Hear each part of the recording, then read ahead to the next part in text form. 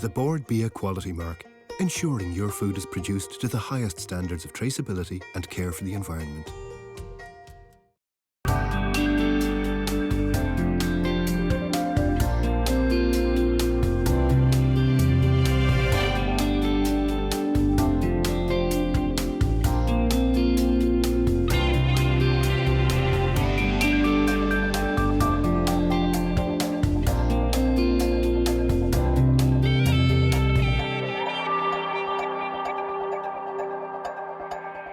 As a chef, the quality of the ingredients I use is what matters most in the kitchen, and I need to know where the ingredients come from.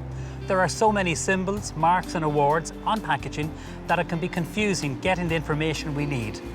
Later on in the programme, I'm going to meet the Irish Times Consumer Affairs correspondent, Conor to get his advice on making sense of the labels on our food. But first of all, I'm going to show you a couple of fast, family-friendly recipes. Later in the programme, I'm going to show you a recipe for pasta with pumpkin, mascarpone cheese and smoked bacon. It's quick, simple and really delicious. And the way to keep pasta interesting is to vary the ingredients you serve with it. But first, a sweet potato and coconut soup with ham hock. Another speedy dish to prepare and packed with flavour, a meal in a bowl.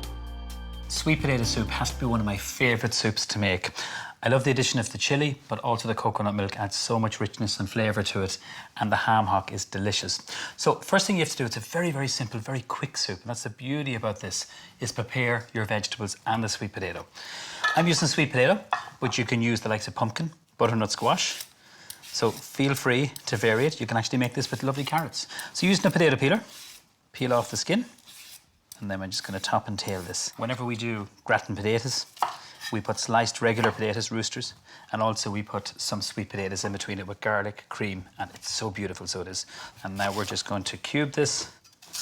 So the smaller you cut this, the quicker the soup is going to cook. So nice cube, this is what we call little brumoise. So that's the sweet potato, one sweet potato here. Warm this up, the pan, a little bit of oil to start this cooking off. A little bit of butter goes in there, and then just lift up your sweet potatoes. Give them a little stir. The butter will begin to caramelise a little bit, brown, give a lovely colour to the sweet potatoes. While that's on cooking, we're going to put some celery and onion into it. So this is celery stick, and only a small amount because I want the predominant flavour to be from the sweet potatoes. And this is half a large celery stick that I'm using, and this goes in here. Onion, dice this using the point of the knife. You don't have to be too particular because we're going to blend this soup. So you don't have to really dice it very, very fine. Roughly about a teaspoonful of grated root ginger is fabulous in this soup. So you experiment and vary with the flavourings that you want in it. Stir this so the heat is up full. We have the oil and the butter in that. And now I'm going to put a little bit of chilli.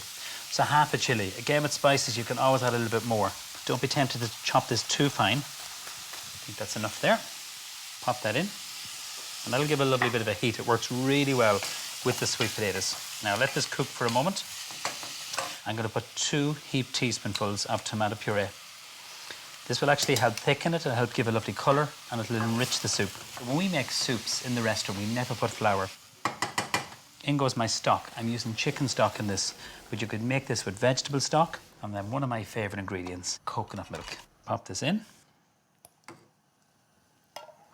The whole can.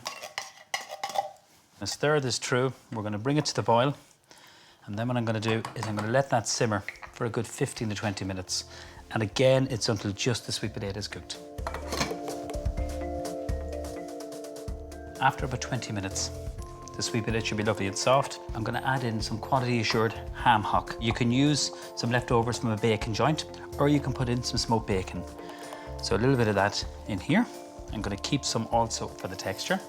And salt and pepper. So salt, black pepper, and then some fresh coriander. Don't even worry about chopping it, just simply rip it in here, stalks and all, and then we're going to switch it off and we're going to hand blend it. So this is a great way of getting vegetables into your family diet.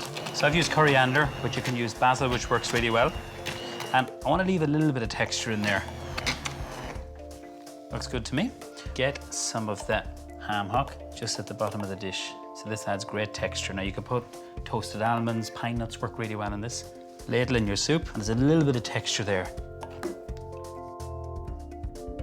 Just delicious. Just a little swirl of the coconut milk, a little bit of black pepper just on top, and then just finally, for a bit of freshness, some fresh coriander. Lovely. Serve that with some nice crusty bread. I think that is a beautiful, delicious, and very, very fast soup. That's a sweet potato chili and coconut soup.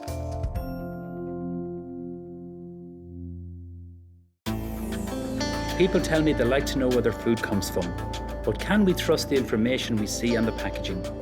Conor Pope is one of the country's best-known consumer affairs journalists and someone with strong opinions. The one piece of advice I'd give to any would-be shopper is to make sure you go into the shops with a huge amount of scepticism.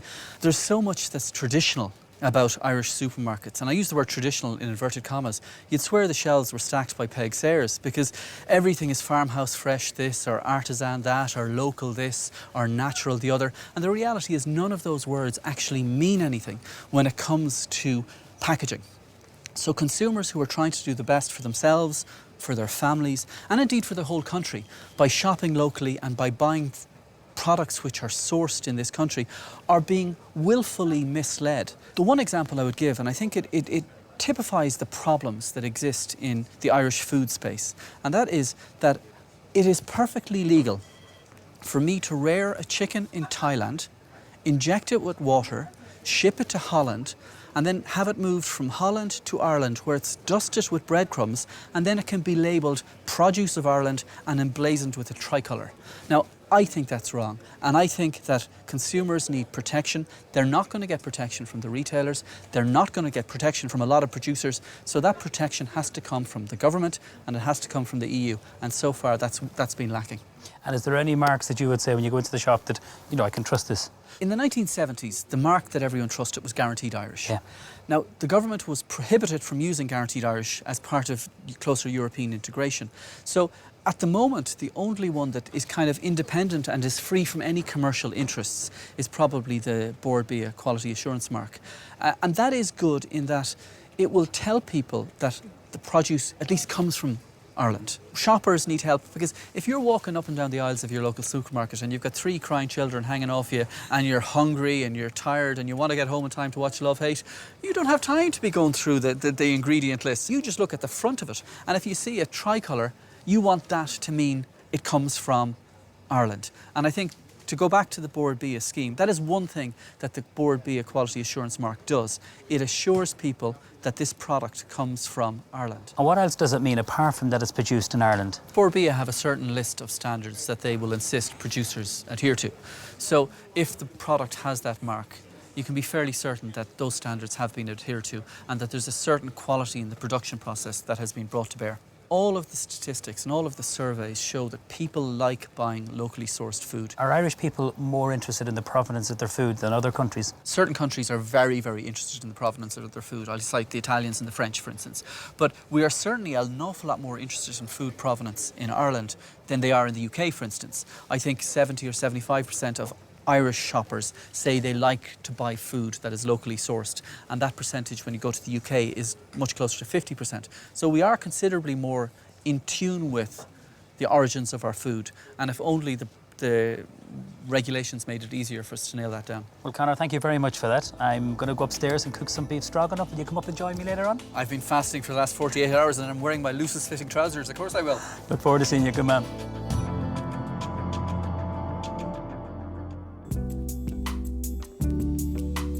I first learned how to make sabayon when I was training to be a chef in Fermanagh College. It's one of the lightest, simplest desserts.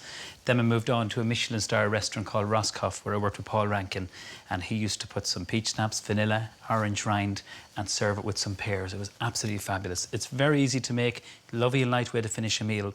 So first thing we need to do is separate our eggs. 3 quality assured eggs. And I'm just using the egg yolks. So you can use up the egg whites for meringue. Put in some sugar. I'm using some peach schnapps. You can use Prosecco, you can use a little bit of rum. Just experiment, a little bit of Malibu, it's delicious. So good splash of that. Next thing is the zest of a lemon. You can use limes or oranges. Now I love the flavour of lemon in this. It is absolutely beautiful. Juice of half a lemon. Squeeze this in here. So the next stage is to cook this. Turn down the heat. So I have a saucepan of simmering water.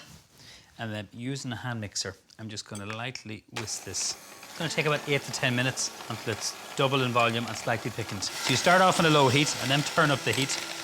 And this is important because you want to cook the eggs, but you want to get air into the eggs. And this is what the handheld beater is doing. It's taking air in and it makes it lovely and foamy and light. As it begins to thicken up, you can turn up the speed. So after 10 minutes, you have a lovely light sabayon. I'm going to put in some cream, just a small amount of cream, and this is just some regular whipping cream. Turn off the heat and just literally gently whisk that in. That will enrich it. Sabayon and custards, they're very, very similar.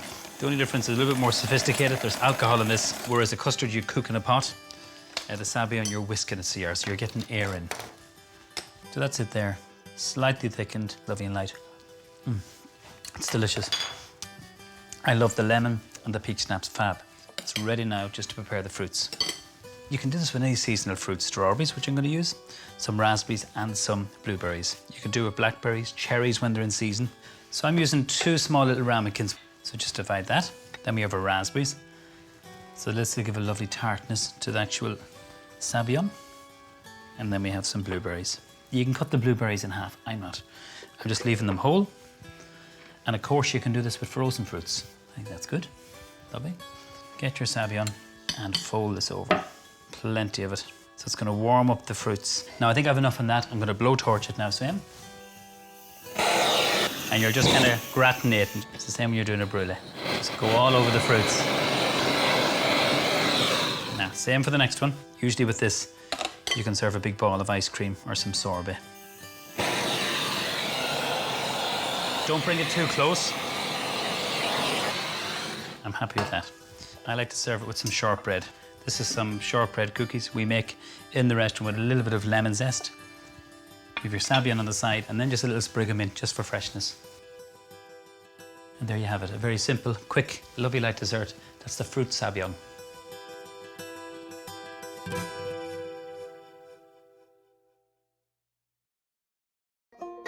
The Board BIA quality mark, ensuring your food is produced to the highest standards. The Board BIA quality mark, ensuring your food is produced to the highest standards. Pumpkin is a very versatile and delicious ingredient. I absolutely adore cooking with it in the restaurant. We put it into soups, purees, we pickle it. What I'm going to show you now is to make a very simple pasta dish with it, using rigatoni pasta, some quality assured Irish bacon, and a little bit of parmesan, and also some mascarpone. It's very, very simple. So what I'm going to do first is just get my bacon on, a little bit of oil in the pan, preheat the pan. So these are what we call lardons, and smoked, quality assured Irish bacon. It works so well, the smoky flavour in this. So make sure the pan is nice and hot, and then in goes the bacon. Now let that cook away. And then we're going to prepare half the pumpkin. So this is a small pumpkin, but it's a really intense flavour, beautiful flesh in it. You can make this pasta dish with butternut squash, sweet potato. So just be careful using a good big knife. Cut this in half. Now look at that. Wonderful, vibrant. Scoop out all these seeds. Now we do in the restaurant, we dry out these seeds and we sprinkle it over a little pumpkin soup. Now we need to peel it, cut it into wedges. Using a smaller knife for this, simply scrape off that. The flesh is quite firm, so just take your time. There's no rush at all.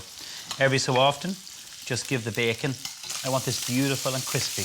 And I'll just turn that down a little bit. I had it up at full heat. So back onto our pumpkin. Try not to remove too much. That's what it looks like when it's all peeled, seeds removed.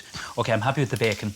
Lovely and crispy. I want to keep as much of that beautiful fat that comes out of the bacon there for cooking out the pumpkin. So you're keeping all the flavour in the pan. When you remove the bacon, onto a little bit of kitchen paper. I'm going to heat my pan, which is already warm, and then back onto our pumpkin.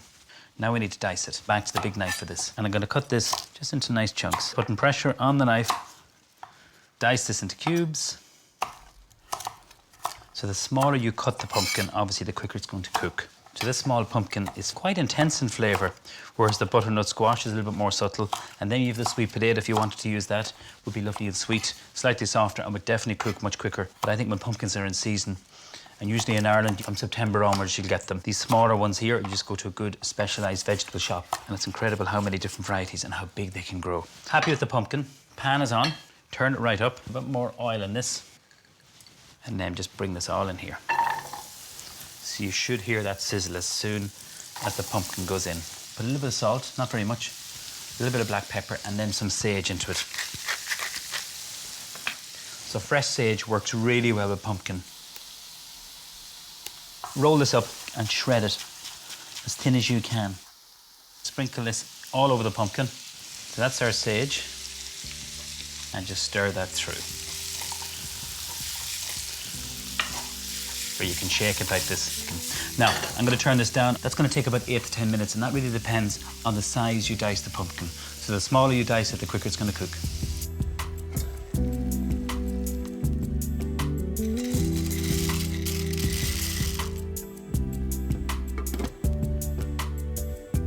So when the pasta's cooked, I'm just going to strain it just through a colander. Now let's just remove any excess water. Just shake it off. Let that sit there. And then just put the lid on for a moment. That'll keep it warm. So the pumpkin's done. Beautiful colour. Turn up the heat, add in the bacon, which we've already cooked off. Combine the two of them. Into this, I'm gonna add some mascarpone cheese. Then it's just a lovely way of enriching the pasta instead of using cream. So I'm gonna stir this through and I'm gonna shake in some grated parmesan. But I'm also gonna keep some for over the top of the pasta. You could use a lovely Irish mature coulis cheese, which we use in the restaurant. Great one for grating, or a Gabriel or Desmond. They're all firm cheeses, which work really well. A little bit more grated parmesan, black pepper. This is kind of making the sauce for your pasta with the mascarpone and the parmesan. Add in the pasta. This is the rigatoni. You can use penne, fusilli. Switch it off, combine everything, and just lightly coat the pasta. Very simple, really quick. A lovely meal that you can cook at home. I'm going to serve this up now. Put plenty of the pasta, and of course the pumpkin. The smell of that smoked bacon is fab. Now to finish it, some toasted pine nuts. So just a dry pan, toast off your pine nuts, and this adds lovely texture. A little bit more Parmesan cheese, a little drizzle of some olive oil, and then a little bit more black pepper. How good does that look? That's my pasta with smoked bacon, pumpkin, and sage.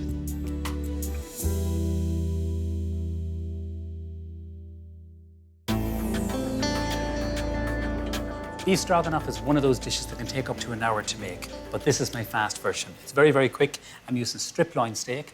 Traditionally, when I made this, and I made this many, many times at home, but also when I was a lecturer in Fermanagh College, I used rump steak, and it was really lovely, but we cooked it really, really slow because we'd done it in volume, maybe for about an hour and a half, 2 hours. So I'm going to show you my quick version. First thing we want to do is get my sauce on. Heat a little bit of oil in the pan, and I'm going to chop some shallot, crush a little bit of garlic, and some mushrooms. So I'm using a banana shallot here. Just dice this nice and fine. So this is the base for the sauce. I'm using beef, but you can make this stroganoff with turkey, lamb, pork, lots of various meats. But beef is hard to beat, to be honest with you. Crush 1 clove of garlic. Just peel the garlic and crush it. This is going to go into the bottom of the pot. Now, before I put this, I'm going to put a little bit of butter. Make sure it's nice and warm. Just a tiny wee piece of butter in there. Bring over the board, scrape in the shallot, and you have the garlic there. Into this, I have small little button mushrooms. All I'm going to do is just literally cut them in half. Before I do that, just give them a little stir. And then cut them. So I've just wiped the mushrooms. The smell of the garlic and the shallot is fab. And then give this a stir here. Use a little bit more oil because the mushrooms will absorb the oil. And of course, if you like garlic, you can put in 2 or 3 cloves more if you want to. So, right, I'm going to let that cook for a moment. And the main ingredients in stroganoff is usually mustard and paprika, and there's some wine in this, so there is. So, just while I'm waiting for that to cook, we have a little bit of flour, which I'm going to just season with a little bit of salt and pepper. So, some sea salt, a little bit of black pepper, and this is some plain flour. Put in some paprika, and this is regular paprika. You can use smoked. So mix this through the flour. I'm using a bowl, but I'll tell you a good tip that you can do at home. Put this into a bag. When you have your beef cut into strips, put your beef into a bag and give it a good shake. Just stops you from dirtying another dish. Okay, we're going to deglaze now with some white wine. So the base of the pan, you're going to cook out the alcohol. It's going to act as a lovely flavouring for the sauce. Just let that cook there. I'm also going to put in some white wine vinegar. So this is kind of slightly sweet from the paprika and the tomato puree, but also you have the acidity from the vinegar. So a splash of white wine vinegar goes in there. Keep it up full, nice high heat, and I'm going to let that reduce. So this is the strip loin of beef, which is a beautiful cut. This is some quality assured Irish beef. The flavour, grass-fed, it's fantastic. I'm going to trim off any excess fat, but also you have lovely marble and the fat through it. So it's very easy to prepare. I'm just going to prepare one steak, nick off the end, and I'm going to trim off this little bit of fat here. Just watch your fingers when you're doing this. Cut it roughly the size of your thumb. So nice little thin strips. Into the flour, preheat my pan. Now, I just need to toss this. So just get your hands in there and just lightly coat the beef. Wash your hands. Now, I just want to concentrate before I pan fry this just on my sauce. So it's reducing up nicely, which is perfect. I'm going to put in 2 spoonfuls of tomato puree, which will sweeten it, give a lovely colour to it. Some paprika. Stir this through. So I'm going to put in a little touch of Dijon mustard. So that gives a lovely acidity. Just let this cook out for a moment. Pan is heating up. A little bit of oil and a tiny wee drop of butter. This is going to give a lovely kind of golden brown colour onto our steak. So I want to get that nice and hot. So I'm going to put in a little bit of chicken stock into the pan. Just a small amount. All I'm doing really is 1 portion. Stir that through. Let that come to a simmer. Now, let's focus on our beef. Put it into the pan. Just spread it out. And because this is a very tender cut, the strip loin, it's going to cook very fast. I'm just going to switch it here a little bit because this is a hotter ring. Just over like musical chairs. A little bit extra pepper on the beef. So don't be tempted to turn it too fast. What I want to do is get it nice and golden brown. While that's cooking there, I can move back onto my sauce. I am going to put in some gherkins. Now, these are not my favourite ingredient, to be truthful with you, but they really are special in the stroganoff, and they have a purpose because they give a lovely sharpness to the stroganoff. So cut it really, really thin, and this goes into the pan there. I'm going to give that a little stir, let that reduce, and now I can just concentrate on the beef. Flip this over. So what the flour and the paprika does, it creates a crust. Now, nearly there. And then stir your sauce there. So what is happening? The wine is cooked out. I'm going to finish this with some sour cream. A couple of spoonfuls in here. So stir this in. There's nothing I enjoy more than cooking steak like this. The sizzle and the smells is just fantastic. I'll put this into our stroganoff now. And I'm also going to serve this with some rice. We need to just season up our sauce with some salt. Lots of black pepper. You can put in flat leaf, parsley, chives, and I just think it's just lovely as it is. So we just need to taste it and then just check on our rice. So what I did with the basmati rice, I just simply cooked it with a little touch of salt to boiling water for about maybe 8 to 10 minutes. Kept the lid on so that's nice and fluffy. I'm just going to serve it up. Really good. And it's interesting because of the sour cream, you get a lot of sharpness there, which I like, I have to say. If when you taste it, you think, it's a little bit too sharp, a pinch of sugar will always help. For our rice, it's lovely and fluffy. So that's ready. And we're good to serve. As quick as that. Because we use the strip loin steak, it's so fast. It's hard to beat rice with a stroganoff. I have to say it's a great combination. And then we have the star of the show. Conor, come on over. Apart from the stroganoff, good timing. Oh, we have our stroganoff here. About it, I tell you, I've been waiting there for hours. I'm starving. Have you? Here we have our stroganoff. Mushrooms, bit of gherkin, white wine, vinegar. So it's sweet and it's sour. Smell that. So that's my fast beef stroganoff. I hope you've enjoyed it and I hope you try it at home. Now, Conor, what do you think? Oh, I think it's great. Is it good?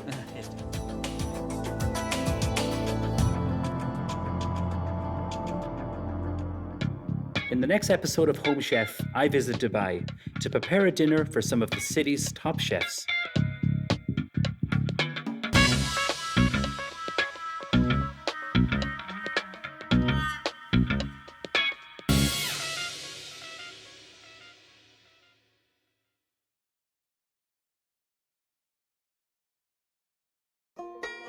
The Board BIA quality mark, ensuring your food is produced to the highest standards of traceability and care for the environment.